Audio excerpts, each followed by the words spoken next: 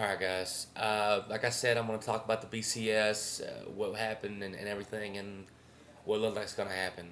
Texas is number two. When I first saw that after the Cardinals game here, I went ecstatic. I was like, yes, we're number two. Everything's good. OU's number three, but we got one more week, and we're right there. Um, but guys, you look at it. You look at the rankings. We had like a 400 point lead on OU before this week, and now it's like 10 with just one game. And with the remaining games left, they play Oklahoma State on the road, number 10 team in the country. We play the trash at the Big 12 South, which is the Texas A&M Aggies at home. Um, so really, right now, and the voters are loving OU, which I don't. I mean, I guess I get, but at the same, I don't know. I just what I look at, and I know I'm biased, so you don't even have to take this seriously what I'm about to say, but every year they talk about the Big 12 South being decided by the Red River rivalry. That's what they always say. Whether it's true or not, it's unofficial. I understand, but everyone says that. We won that game, and there's a tie. So I would think that would factor in a little bit. That okay, well, who won that game? Texas won that game, and then we screwed up against Texas Tech, and then OU did what they had to do and just blew Texas Tech out of the water. Um, the whole thing is just a huge screw up, and really right now I'm looking at it. I'm saying straight up because I think Oklahoma's beating Oklahoma State, um, and of course we'll beat A&M. We got to beat them real bad, but I don't even know if we beat them by 160. That'll be good enough because the Aggies are straight up trash. So I mean, I guess there you go, A&M. You got us because the A&M got us this year because they are so terrible, they are so horrible that no matter how much we beat them by, it can't help us. So congratulations, Aggies, for that. That's why you suck. Um, but with the BCS, I look at it and it's just this year calls for a playoff like no other, and it's not even for all these people who just say, "Oh, I hate the BCS." No, this is seriously going to mess things up for some team. I mean, even Texas Tech, who really, I mean, when you get blown out like that, you really don't belong in the national championship. But if you just look at the records and the conferences that are played in, Florida, Texas, Oklahoma, Texas Tech, and hell, throw in USC. I mean, those are one-loss teams and big-time program and big-time conferences who aren't going to get aren't going to get a shot at the national championship, and it's bull. And I hear people who defend the BCS sit there and try to tell me, well, the BCS produces the best champion most of the time, and I'll give you that. I'll say, okay, I believe that because the playoff system does not always produce the best team as the champion. And I'll go back to the NFL season last year. If the BCS were in effect in the NFL last year, it would have been the New England Patriots versus the Dallas Cowboys.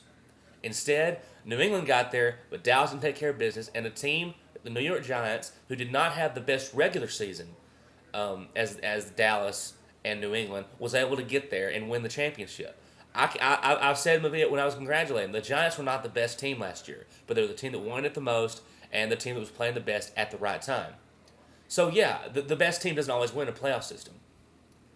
But you can't complain if your team's in a playoff and you think you're the best team and then you lose. You can't complain.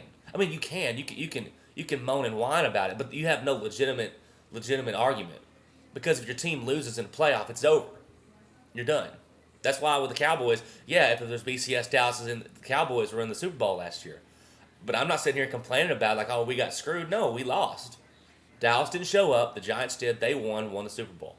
And so this year with the BCS, this is even more than any time ever because you got all these teams. How are you going to tell me as a Texas fan that Oklahoma is better than your team? Because that's what you're saying when you put them in the national championship. Oklahoma is better than Texas, and if you put them in, I mean, how can you do that for me? And you flip it. How do you say that Texas is better than OU when OU beat Texas Tech and Texas Tech beat Texas, or even with Texas Tech fans who may still think they have a shot, sit there and tell them that Texas is better than you, even though you beat Texas. It's stupid. It's completely messed up. And once again, we're going to have one of those years where whoever wins the national championship, they're going to come out and say, hey, we're the champions. And a guy like me will say, yeah, I guess. Like I would with LSU last year. LSU lost 2 games last year. I mean, everyone was terrible last year. And pretty much all the college teams were terrible last year, including the Horns. And they lost 2 games and won the national championship. So when LSU fans like, yeah, we're the national champions, I would say, yeah, I guess so. But in the playoff system, it's straight up. It's over. You win. And so, now let's get back to the rankings with what Texas has to happen for Texas. Texas, we got to win this week, of course. Got to beat the Aggies, and I'll talk about the Aggies later. And then, I'm still going to say I want OU to win Oklahoma State just for the fact that maybe it'll be a close, bad game, and the voters might have to help us. But the computer rankings are going to screw us.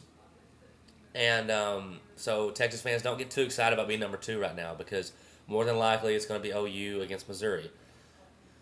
So this was this is the deal. This is what people have been talking about, and I've seen where this is possible, but very unlikely.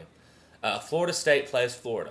If Florida State beats Florida, which is way, way crazy, because Florida State's in the ACC, and that's garbage. Florida's the best team in the SEC right now, it looks like.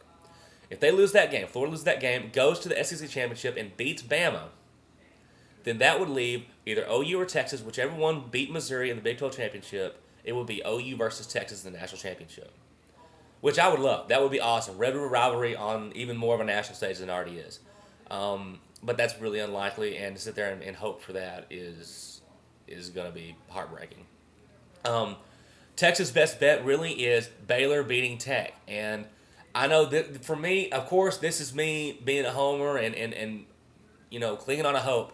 But I like Robert Griffin. I've said that before. The quarterback for Baylor. I think he's athletic, and I think he can put up points on Texas Tech. But I try to give myself hope that they got Robert Griffin. He's an up and coming player, a freshman.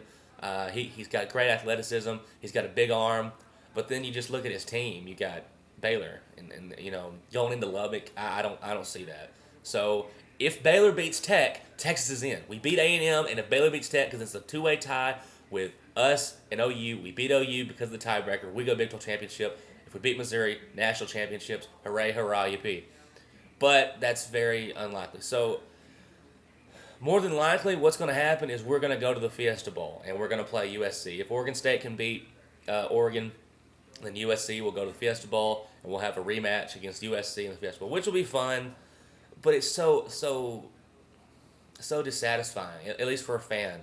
And I can't speak for the team, but for me as a fan, to watch how much work these guys put in, and to see a bunch of guys at a desk with pens and paper decide that they weren't good enough to make the national championship after I've watched every single game and watched how hard they've worked. And that's for everybody. And that's why I think a playoff system works. Because, you can sit here and tell me that most of the time the best teams are picked.